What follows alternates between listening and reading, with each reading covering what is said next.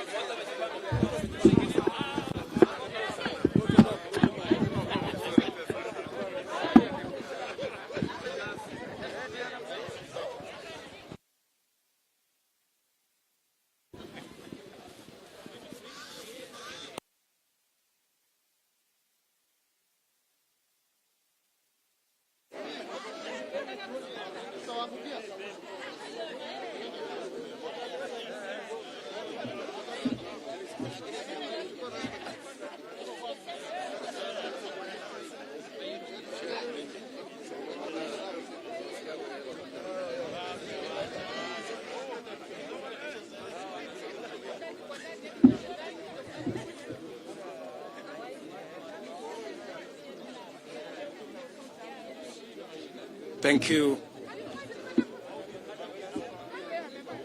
Thank you very much, ladies and gentlemen. Asanteni sana. Ladies and gentlemen, thank you very much for finding time. I want to welcome the membership of the fourth estate, our press teams. Karibuni sana katika makao haya ya naibu wa rais wa Jamhuri ya Kenya. And by way of beginning, we have concluded the Parliamentary Group meeting for the Hustler Nation movement that encompasses members of parliament from different political parties that have now converged as members of one parliamentary group meeting. We have discussed a myriad of issues. We have discussed about our political formation, the United Democratic Alliance.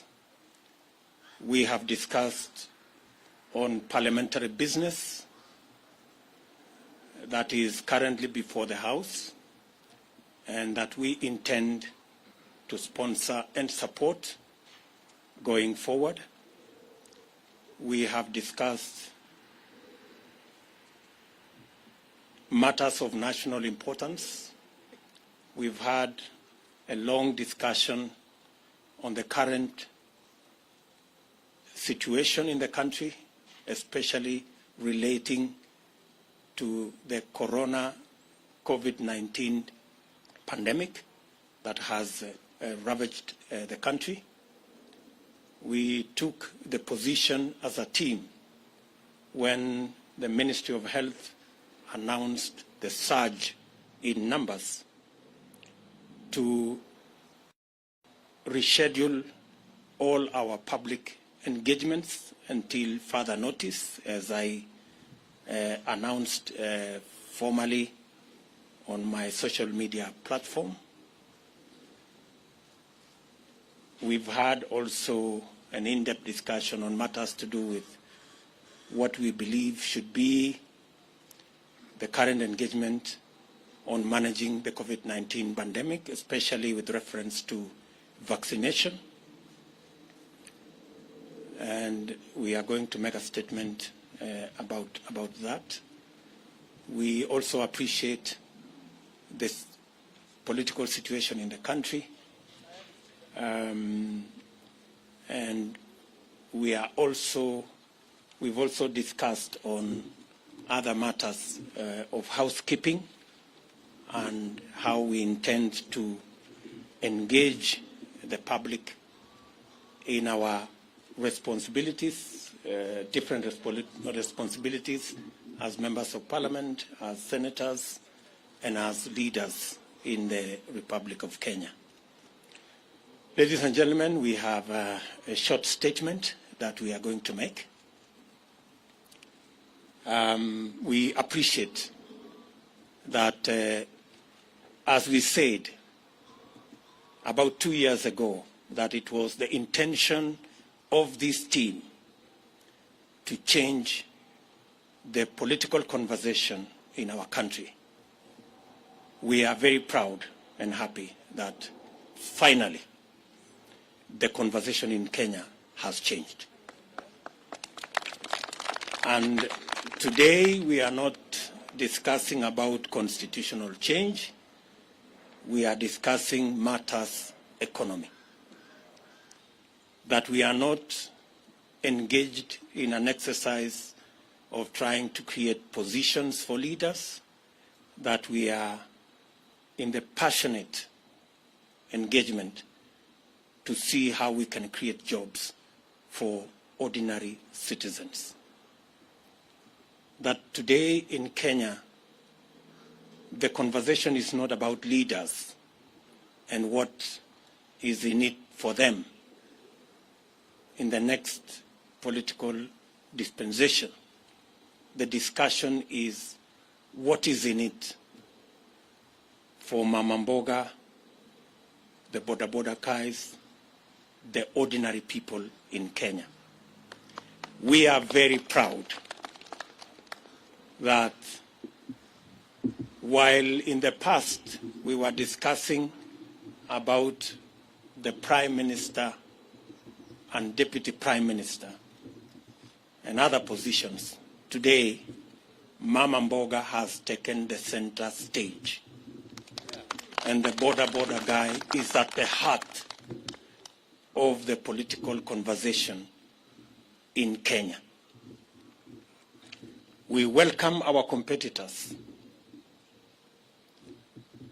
who have graciously accepted to join us in the conversation about the economy of our country, about ordinary people, about jobs, about enterprise.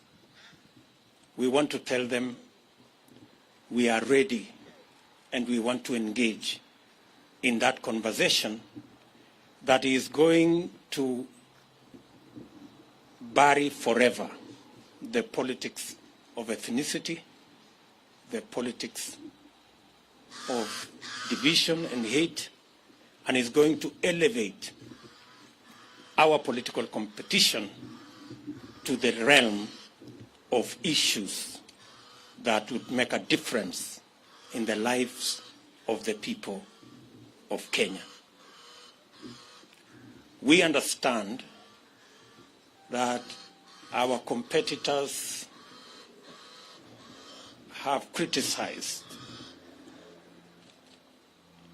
matters to do with the economy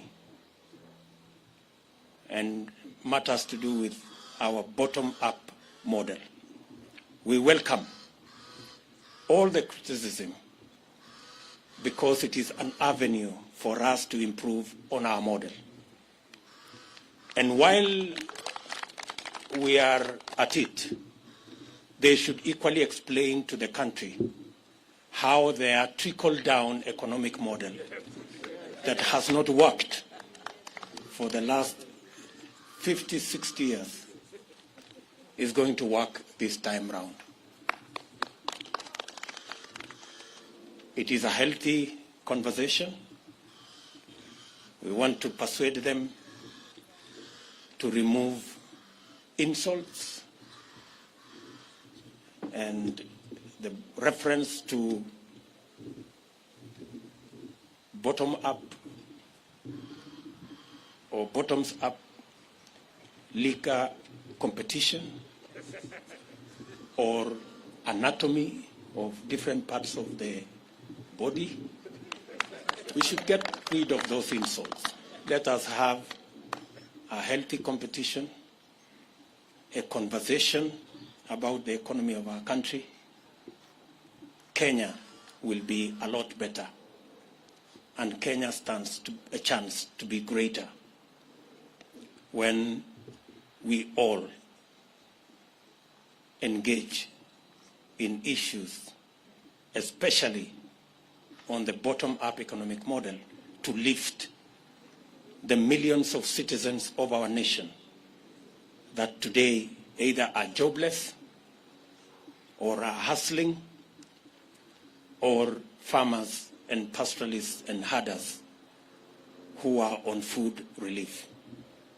It is our very considered view that our focus on these 15 million Kenyans will not only help us broaden and expand and recruit new taxpayers. We will have the necessary, they will help us to raise the necessary resources to run government, and also the necessary resources for us to retire debt that is becoming a crisis in our country. I do not wish to say more than that. Let me now request, starting with Alice Wahome, to begin our statement. Alice. Yeah, thank you. Thank you, Your Excellency. Members of the press, this is a written statement signed by all the members that are present for this press conference. I'll start. Kenyans desire a new, inclusive, people-centered conversation on the future of our nation. That's our title. The governing Jubilee Party has collapsed. The opposition NASA coalition has disintegrated. The Hasran nation has found a new home in the United Democratic Alliance. We welcome all Kenyans who desire a greater future to join us in the United Democratic Alliance. In 2017, Jubilee was elected by an overwhelming majority on the platform of the Big Four agenda that was anchored on the success of the party's first term. Subsequently, a merger of the governing party and the opposition coalition was occasioned by the handshake that was presented ostensibly as a framework for peace and economic growth. Kenyans initially welcomed this development and hoped that the promise of a peaceful environment would facilitate the implementation of the Big Four agenda and enable the Jubilee administration to continue with its development plan. That was never to be. I will now call Soipan to continue with the statement.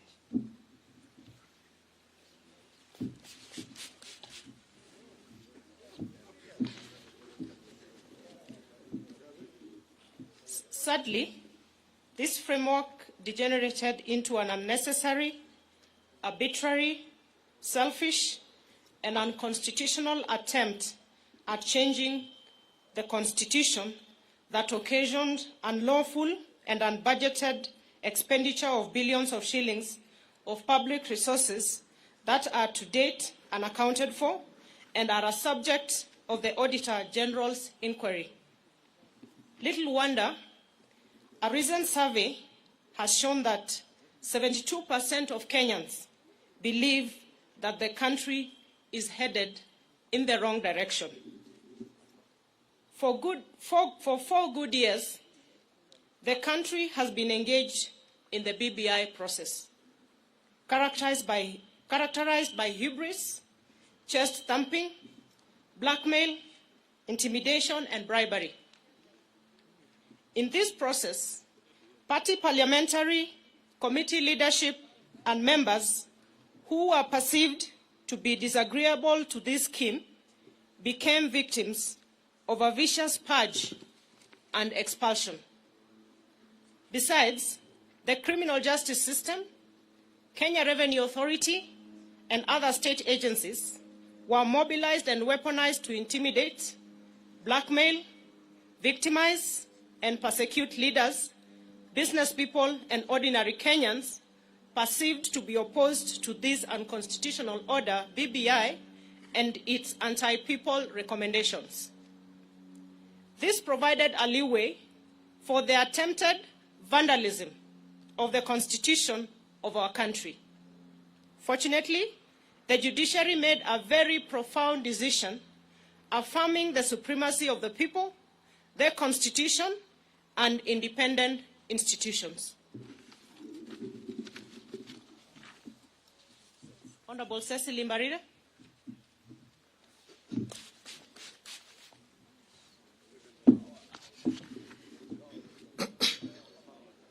Regrettably, the NASA coalition, its principals, and their Jubilee collaborators took the government hostage, hijacked its agenda, and, one, completely destroyed the governing Jubilee party and dismembered the entire opposition coalition.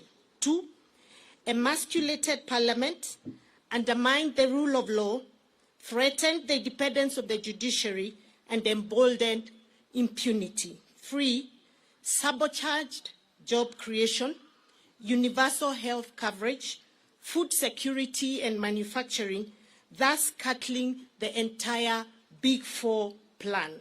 Four, criminalized hustler enterprises in places like Nyamakema, Gikomba, Kamukunji, Kirinyaga Road, and River Road, amongst others.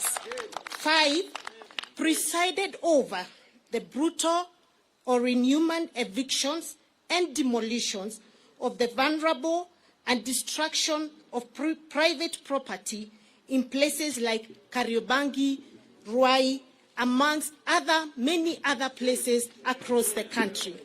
Six, mismanaged the economy, leading to stockpiling of public debt to unprecedented levels that has occasioned the current economic crisis that our country is facing. I wish to call upon Honorable Benjamin Tayari. Thank you. Thank you. Our approach towards a bottom-up economic and governance model. To address this sad and grim state of affairs facing our country, the Hustler Nation, forged by the people in the diversity from all parts of the country, here represented by leaders from across the political divide, believe in a new economic and political paradigm that prioritizes, one, bottom-up over trickle-down economics. Two, the people over their leaders. Three, empowerment over power sharing. Four, jobs over positions. Five, enterprise over patronage. Six, economic transformation over opportunistic constitutional amendment.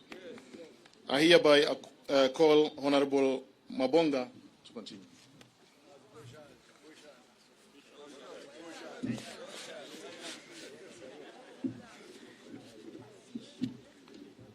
Focused on this new paradigm and through a bottom-up economic and governance model, it's possible to enable the over 15 million Kenyans at the bottom of the pyramid to be active and meaningful participants in the economy through deliberate, one, public/private labor-intensive investment framework to create jobs. Two, financing instruments and mechanisms to spur, promote, and empower hustler enterprises such as Mama Mboka, hawkers, bodabodas, artisans, artists, among others. And then three, facilitation and enhancement of productivity of farmers, pastoralists, fisher folk, and other actors within agriculture value chain.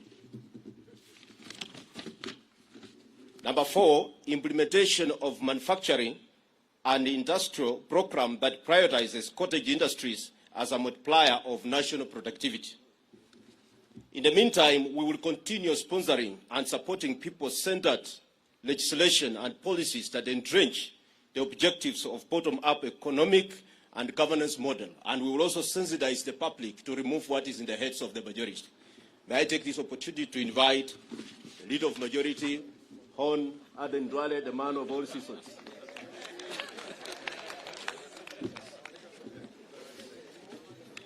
Thank you, Member for Bumula. It is our considered view that to open up the economy, and this is on COVID-19 pandemic, as the PG, we have deliberated the matter, and we are saying it is our considered view that to open up the economy and to facilitate economic activity among our people, especially for the millions of hustlers, it is imperative on the part of government to proactively and decisively deal with the COVID-19 pandemic. Currently, our country in the world is focused on the speedy mass vaccination of its population. We expect the Ministry of Health to, without any further delay, to roll out the vaccination of Kenyans with immediate effect, as earlier communicated by government and more so by His Excellency the President. Through mass vaccination, we can save lives and progressively reopen our community, our economy, the way it has been done in many other countries. That is the end of our statement from the Parliamentary Group.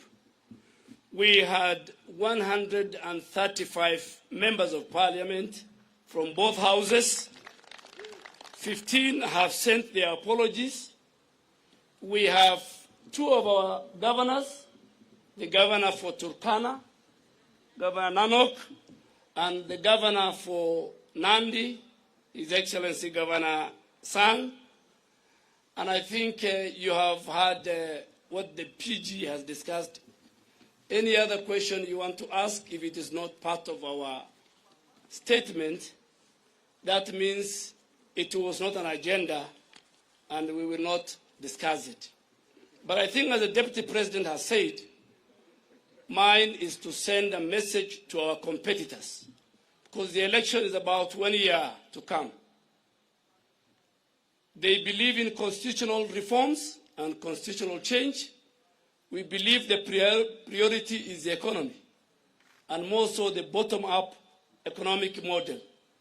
They believe in ganging up and forming tribal chieftain. We believe in a unified, unitary state, politics based on and space created for all Kenyans. They believe in sharing of positions, and that's why you see each one of them. They have no agenda, they have no manifesto, they have no economic model. Some are saying, my business is to deny William Ruto the presidency. That is the agenda of one of the leaders. Another one is so busy with trying to revive NASA and Oka Kenya. So we are saying our manifesto, our agenda is very clear, and we want them also to put in place why the bottom-up model is not good for Kenya, but the trickle-down model that we have lived with since independence is better than what we have. So that should be the discussion. That should be the narrative. So we want the people of Kenya to choose between us and them based on very informed social, economic, political models. That's it, I think. If you have 1 or 2 questions, then before we leave. Yes, from KTN. And it should be something on this statement. Thank you, and very good afternoon. Chris Taylor from KTN. 2 questions. One, from your statement, you seem to be people who are not happy with the Jubilee Party that most of you members of parliament who have voted in. And to an extent of the juniors going ahead, even frustrating the second person in command in the country, then one would ask, why not call it a day and you all resign, and I can see you have a formidable team, go to the ground and look for votes. The second question. The second question, I would like to know the issue to do with PEP, the People's Empowerment Party. There have been reports that there have been some wrangles between PEP and UDA, especially in the Mount Kenya region. And that's the reason why the Gatundu South Member of Parliament, Moses Kuri, is not around. Maybe you can confirm that. I think the first one, let me tell you, the members sitting behind me are members of United Democratic Alliance. We are in Jubilee normally, but the current and the future party of ours is UDA. So any other party, we will not discuss. And I think, too, we will not discuss about the person and the institution of the deputy president. That was not part of our discussion as a PG. Any other question? My friend from NTV. Thank you so much.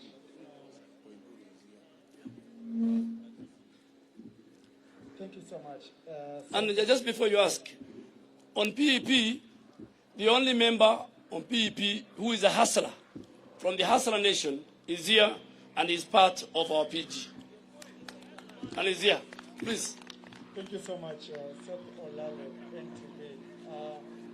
Just to ask if UDA is working with its affiliates, TSP, Chama cha Kazi, and also you've said, bit of majority have said that, you know, you are either with us or not with us, but are you open as UDA now that we're going into a general election and we have a tradition of, you know, transfer of members of parliament and even politicians to other coalitions?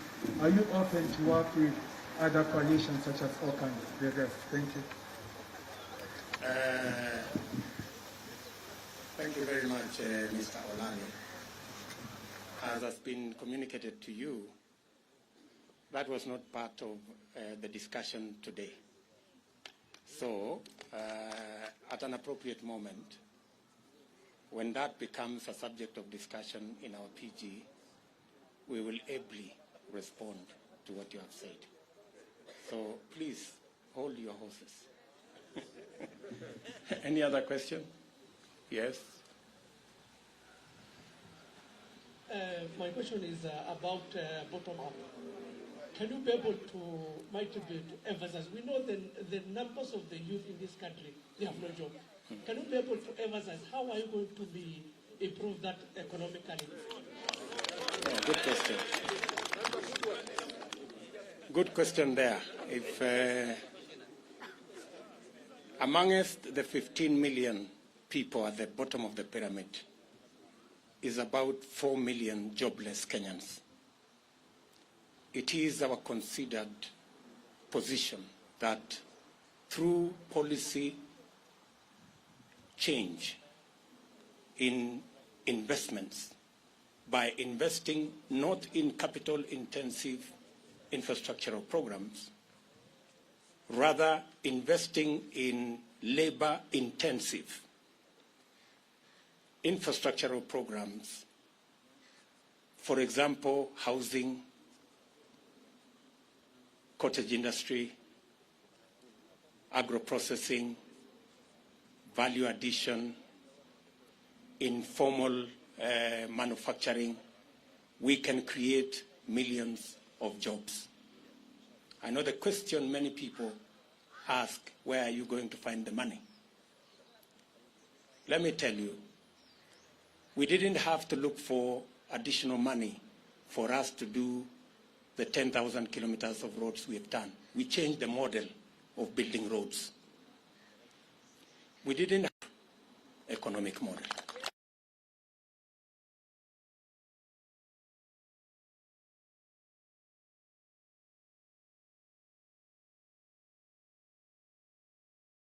Likwa, we are not guests in any place. we join parties by choice, and you leave by choice. So one last more. Leto and yes, Sema Leto.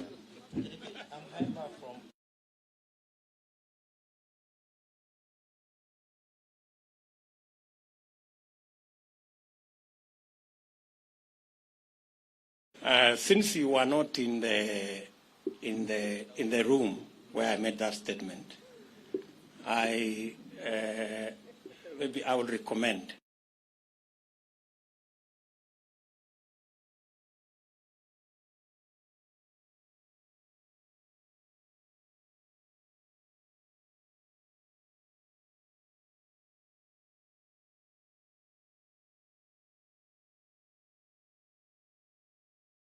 biashara kuwapa mikopo yenye riba ya chini biashara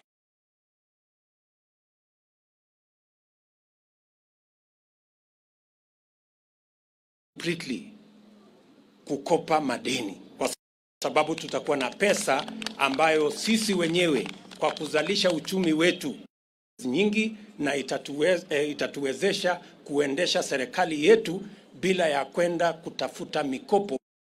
The big crisis of debt by making sure we have more Kenyans brought into the tax-paying bracket, because we have enabled either them to get jobs or their enterprises to grow.